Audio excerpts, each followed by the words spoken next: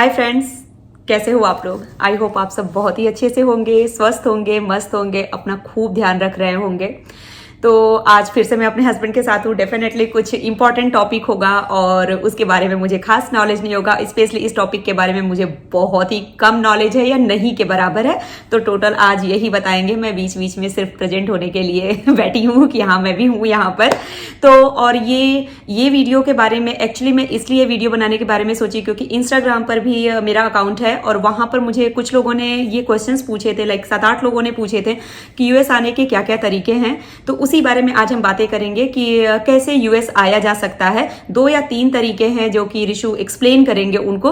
तो चलिए स्टार्ट करते हैं फटाफट, क्योंकि वीडियो थोड़ी सी लंबी हो सकती है। तो यूएस आने के बहुत सारे तरीके हैं और 3 मेन तरीके हैं और बारी बारी से हम तीनों के बारे में बात करेंगे। तो 3 जो मेन तरीके हैं, पहला है एजुकेशन, कि आप यहाँ पढ़ाई करने के लिए आइए और पढ़ाई करने के बाद यहाँ पर जॉब ले लीजिए। दूसरा तरीका है जॉब डायरेक्टली। तो आप जॉब या तो यूएस में ऑलरेडी ढूंढ सकते हैं इंडिया में बैठे हुए, जो कि काफी मुश्किल है लेकिन कुछ लोग कर लेते हैं, या फिर इंडिया में आप जॉब कीजिए और यहाँ ट्रांसफर ले लीजिए। और तीसरा है मैरिज। ये 3 मेन तरीके हैं यूएस आने के। तो चलिए पहले हम बात करते हैं एजुकेशन के बारे में, जो कि शायद सबसे कॉमन तरीका है यहाँ पर आने का।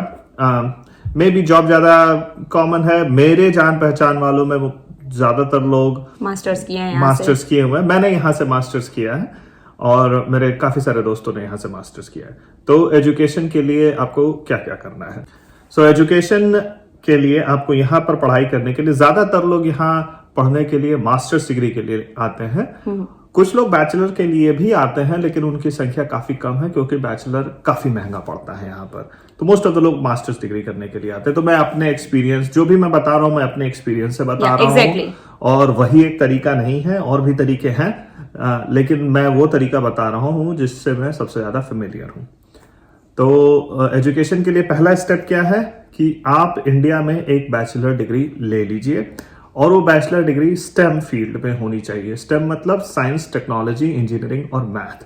स्टेम में इसलिए होनी चाहिए क्योंकि स्टेम डिग्री होने पर आपको यहाँ जॉब मिलने में आसानी होगी और वीजा मिलने में भी आसानी होगी। लेकिन कोई जरूरी नहीं है कि आप स्टेम से ही करिए। मेरे जान पहचान के ज्यादातर लोगों ने स्टेम से डिग्री ली हुई है। जब आपने डिसाइड कर लिया कि आपको यहाँ पर पढ़ाई करने के लिए आना है, मास्टर्स डिग्री लेने आनी है, तो लोग पहले से तैयारी शुरू कर देते हैं उसकी, कि नंबर्स अच्छे आने चाहिए, प्रोफेसर से कांटेक्ट अच्छा होना चाहिए क्योंकि उनकी जरूरत पड़ेगी। तो दूसरा स्टेप क्या है, आपने बैचलर डिग्री ले ली या आप फाइनल ईयर में हैं बैचलर डिग्री के लिए, तो दूसरा स्टेप है कि आप यूएस में किन कॉलेजेस से मास्टर्स करना चाहते हैं। तो रिसर्च कॉलेजेस, और कॉलेजेस बहुत तरीके के यहाँ पर हैं। प्राइवेट हैं, पब्लिक हैं, महंगे हैं, थोड़े सस्ते भी हैं। यहाँ उल्टा है, जैसे इंडिया में प्राइवेट कॉलेजेस महंगे हैं। इंडिया में प्राइवेट कॉलेजेस महंगे हैं। इंडिया में प्राइवेट कॉलेज, यहाँ पर भी वैसा ही है। यहाँ पर भी प्राइवेट कॉलेजेस महंगे हैं, पब्लिक कॉलेजेस थोड़े सस्ते हैं। लेकिन प्राइवेट कॉलेजेस में फंडिंग की अपॉर्चुनिटी ज्यादा होती है। यहाँ उल्टा इस सेंस में है कि यहाँ प्राइवेट कॉलेजेस ज्यादा अच्छे हैं पब्लिक कॉलेजेस के मुकाबले। सो जितने भी आपने फेमस कॉलेजेस के नाम सुने होंगे, हार्वर्ड या फिर वॉर्टन या एमआईटी या स्टैनफोर्ड, वो सारे के सारे प्राइवेट हैं। 1 या 2 हैं जो पब्लिक कॉलेजेस हैं जो कि फेमस भी हैं और पब्लिक हैं। उसमें से एक नाम है university of California Berkeley, specially computer science के फील्ड में। सो दूसरा स्टेप हमने देख लिया, रिसर्च कॉलेजेस। और जब आप रिसर्च करते हैं तो अपनी फील्ड, अपना बजट और अपना जो भी आपके एस्पिरेशंस हैं उनके हिसाब से आप रिसर्च करिए।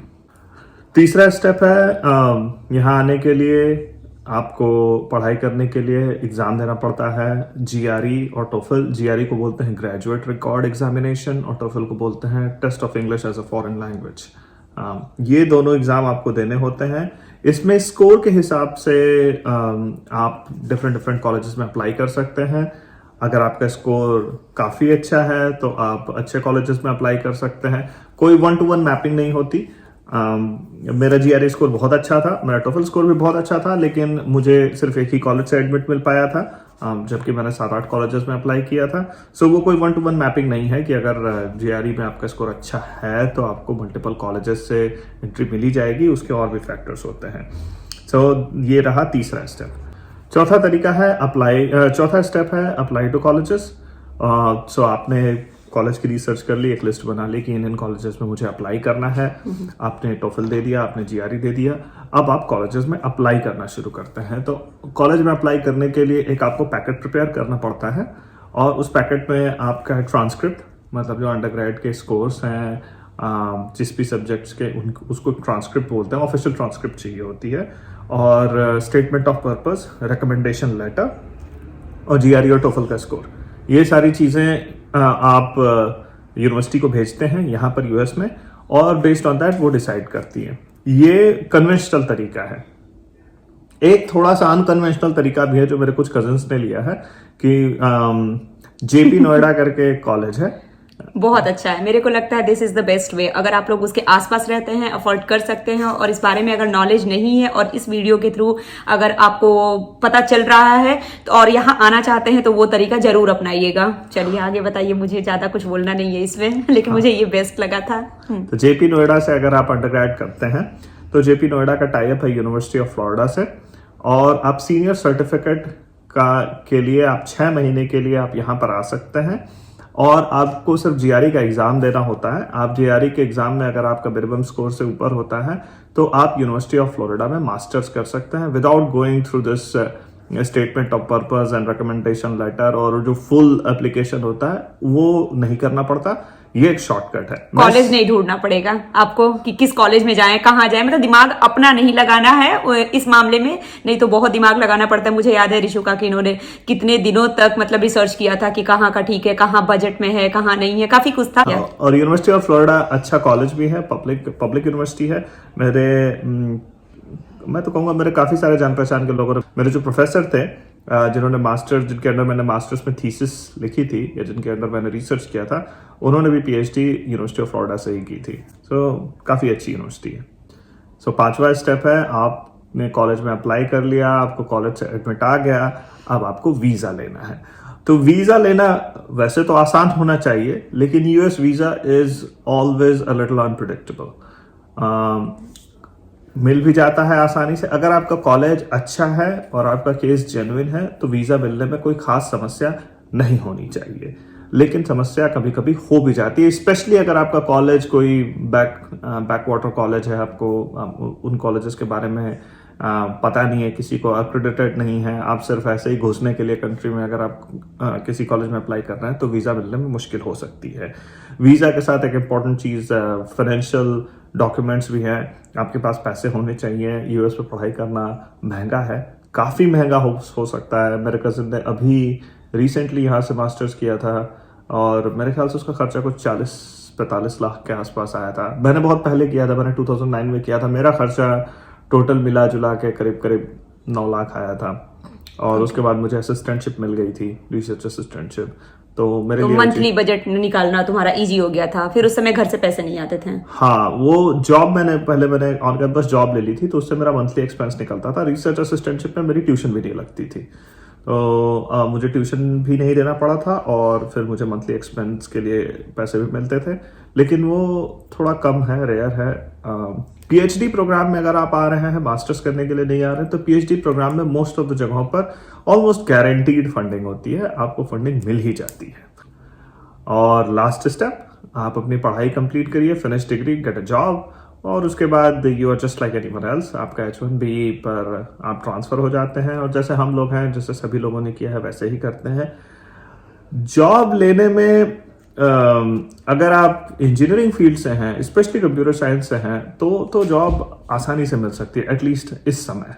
लेकिन अगर आप किसी और फील्ड से हैं तो कभी कभी जॉब लेने में दिक्कत भी हो सकती है।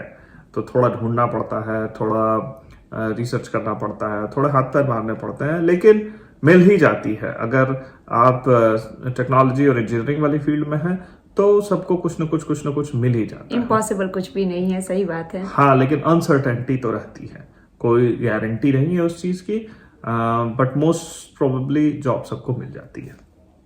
तो हमने अभी बात की थी पहले ट्रैक की, एजुकेशन ट्रैक की, यूएस में आने के लिए। दूसरा ट्रैक है जॉब। तो जॉब जो है, आप यूएस में जॉब कर सकते हैं बिना यूएस में पढ़ाई किए हुए, और उसके 2 तरीके हैं।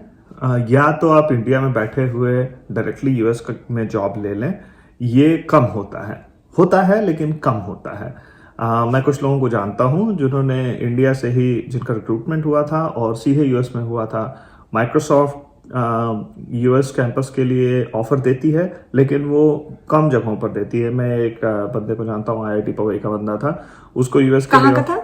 आईआईटी मुंबई, विकास पवई बोलते हैं। हाँ, विकास एक मेरा फ्रेंड है, उसको एपिक सिस्टम से जॉब मिली थी, उसने भी डायरेक्टली लिया था। लेकिन उसने वहां से ऑलरेडी मास्टर्स की हुई थी, ही हैड मास्टर्स डिग्री। तो वो होता है लेकिन कम होता है। जो ज्यादा कन्वेंशनल तरीका है कि आप इंडिया में जॉब ढूंढें किसी ऐसी कंपनी में जिसका कि यूएस में कैंपस है, जैसे माइक्रोसॉफ्ट है, अमेजॉन है, गूगल है, फेसबुक है, और भी बहुत दुनिया भर के, डेलॉयट है, केपीएमजी है। और उसके बाद आप ट्रांसफर लें यहाँ पर। इन्फोसिस, विप्रो, टीसीएस वगैरह जो कंपनीज हैं वो भी भेजती हैं, लेकिन पहले जैसा उनका चार्म था या गारंटी थी कि यूएस में आप आ ही जाएंगे आउटसोर्सिंग के थ्रू, अब वो गारंटी नहीं रह गई है। हालांकि अभी भी यहाँ बहुत सारे लोग हैं जो टीसीएस, इन्फोसिस, विप्रो, एचसीएल के थ्रू यहाँ पर आते हैं और लंबे टाइम तक रहते हैं। तो आप वहां पर कोई ऐसी कंपनी में जॉब लीजिए जिसके यूएस में प्रेजेंस हो, वहां पर काम करिए, एक्सपीरियंस लीजिए और यूएस में ट्रांसफर ले लीजिए। सो 2 तरीके हैं, या तो आप वहां से डायरेक्टली यहाँ की कंपनी में जॉब लें या फिर वहां पर काम करें और यहाँ पर ट्रांसफर लें। ईदर कंपनी में डायरेक्टली ट्रांसफर लें जैसे कि माइक्रोसॉफ्ट में होता है, या फिर ऑन शोर अपॉर्चुनिटी जिसको बोलते हैं, आप उसके थ्रू यूएस में। और लास्ट ट्रैक है यूएस में आने का, मैरिज ट्रैक, सबसे बढ़िया। ऑलरेडी जो कोई यूएस में रह रहा हो या फिर यूएस सिटीजन हो, उससे आप शादी करें और यूएस में आ जाएं। उसके बारे में अर्चना ज्यादा जानती है। देखिए, मेरे साथ तो ऐसा कुछ नहीं था। जब मतलब मेरा तो काफी पहले से इनके साथ था, लेकिन ये यहाँ आ गए, इस चक्कर में मैं भी यहाँ आ गई। मेरी कोई एक्सपेक्टेशन नहीं थी कि मैं यूएस में आऊं या इंडिया में रहूं, जहां भी है बस बढ़िया है। तो ऋषु यहाँ जॉब करते थे, इस चक्कर में मैं यहाँ आ गई। लेकिन अगर मतलब किसी को आना ही आना है तो इन सारे ऊपर वाले चीजों को तो भाई मैं उतना नहीं समझ सकती, क्योंकि मैंने नहीं किया है। जो मैं नहीं की हूं उस बारे में फालतू में बोल करके कोई फायदा नहीं है। बट जो चीजें मैं मतलब मुझे ऐसा लग रहा है कि हो सकता है, वहां बैठे बैठे किसी लड़की को ढूंढो, शादी.com से ढूंढो, जहां से ढूंढना है वहां से ढूंढो। कितनी अमेरिकन आते जाते हैं। अगर आप में दम है तो उन्हें पटाओ और उनके साथ शादी करो, और पहले पूछ लो कि उनके खुद के पास भी अमेरिकन सिटीजनशिप है या कहीं किसी और कंट्री से वो आई हुई है, क्योंकि देखने में तो सारे गोरे ही एक जैसे ही लगते हैं, है ना। जैसे इन अमेरिकन को हम सारे इंडियंस हो या फिर बाकी और भी ना, जैसे मैक्सिकन है या कोई भी लोग हैं, सब हम लोग एक ही जैसे इनको दिखते हैं, वैसे ही हमें भी ये सारे लोग एक जैसे दिखते हैं। तो शादी करने का तरीका भी बेस्ट तरीका है, ये तरीका भी अपनाया जा सकता है अगर घर वाले उस बहू को एक्सेप्ट कर लें। फिल्मी स्टोरी है ये, आप इसीलिए हम ज्यादा इंटरेस्टेड हैं। इस बारे में मेरे यहाँ मुंह खुला है, क्योंकि ये पूरे में तो मैं बिल्कुल बोल नहीं पाई थी, मुझे कुछ समझ में नहीं आया। समझ में तो सब आया, लेकिन मेरे को नॉलेज नहीं है, तो क्यों बीच में बोलूं, है ना। हाँ, तो मैरिज ट्रैक यहाँ पर आने के बाद काफी सारे लोग यूएस सिटीजन से शादी करते हैं एक्चुअली। हाँ, लेकिन वो ऑलरेडी यूएस में होते हैं। और टूरिस्ट, ये सारे मैंने बताए हैं जो तरीके, वो यहाँ यूएस में लंबे टाइम रहने के हैं। अगर आप घूमने के लिए आना चाहते हैं तो B1 B2 वीजा होता है, टूरिस्ट वीजा। आप वीजा लगवाइए और घूमने के लिए आइए। उसके लिए तो हाँ, लेकिन आप 6 महीने से ज्यादा नहीं रह सकते यहाँ पर उस केस में। और अगर आप टूरिस्ट वीजा पर आते हैं और यहाँ जॉब करने की कोशिश करते हैं तो वो लीगल नहीं है, दैट्स इलीगल। या बहुत सारे लोग एक्चुअली मुझे मतलब कुछ लोग ऐसे भी पूछे हैं कि इलीगल तरीके से भी यहाँ बहुत सारे उनके लोग रहते हैं, वो कैसे आ जा सकता। मुझे तो बिल्कुल समझ में नहीं आया कि मैं जवाब में क्या बोलूँ, क्योंकि ये कहीं से भी ठीक चीज नहीं है ना। कि कैसे, मुझे तो ये भी आज तक नहीं समझ में आया कि कैसे इलीगल तरीके से आया जा सकता है। एयरपोर्ट तो वही है, चेकिंग तो वही है, प्रोसेस तो सेम है, फिर कैसे आ सकते हैं। इलीगल तरीके का मतलब कि तुम टूरिस्ट वीजा पर आओ और यही रुक जाए और उसके बाद रुक जाइए, क्योंकि वो इन्फोर्स करना बहुत मुश्किल है। अब वो तो हर किसी को पकड़ नहीं सकते कि आप घूमने के लिए आए थे और बस और अभी तक गए क्यों नहीं। हाँ, सही बात है। लेकिन वो तरीका सही नहीं है और रिस्की है, और उससे आपको बहुत बेनिफिट होने वाला नहीं है। बिल्कुल, डर डर के जीने से अच्छा है कि अपनी कंट्री में जिए ना, क्या दिक्कत है। तो ये रहा हमारा आज का, कि जो लोगों ने क्वेश्चन पूछा था कि यूएस कैसे आ जा सकता है, तो ये ऋषु का पर्सनल एक्सपीरियंस था, उन्होंने अपने पर्सनल एक्सपीरियंस से ही बताया है। इसमें हर किसी का अपना अपना होता है, कोई और किसी और तरीके से आया होगा, क्योंकि सारे लोग बीटेक करके और मास्टर्स करके ऐसे नहीं आए हुए हैं।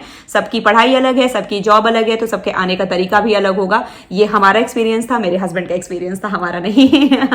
हमारा एक्सपीरियंस कुछ और है। कुछ लोग एमबीए करने के लिए भी आते हैं, लेकिन वो भी एजुकेशन ट्रैक, मतलब जरूरी नहीं है कि आप इंजीनियरिंग की ही डिग्री के लिए आए या मास्टर्स करने के लिए। आप एमबीए करने के लिए भी आ सकते हैं, पीएचडी के लिए भी आ सकते हैं, बट तरीका सेम है। पीएचडी करने के लिए आ रहे हैं या कोई भी पढ़ाई करने के लिए आ रहे हैं, तरीका वही, तरीका सेम है। यस। तो जी, कैसा लगा आप लोगों को आज का हमारा वीडियो? और अगर अच्छा लगा होगा किसी भी पॉइंट पर, कहीं पर भी, तो प्लीज लाइक कीजिएगा, शेयर कीजिएगा, सब्सक्राइब कीजिएगा। और अगर आप लोगों के दिमाग में कोई और क्वेश्चन होगा जो कि हमसे, ऑफ कोर्स ये पूरी लिस्ट नहीं होगी हमारी, हम लोगों ने एक नोट यहाँ पे रेडी किया हुआ था, ये किए हुए थे।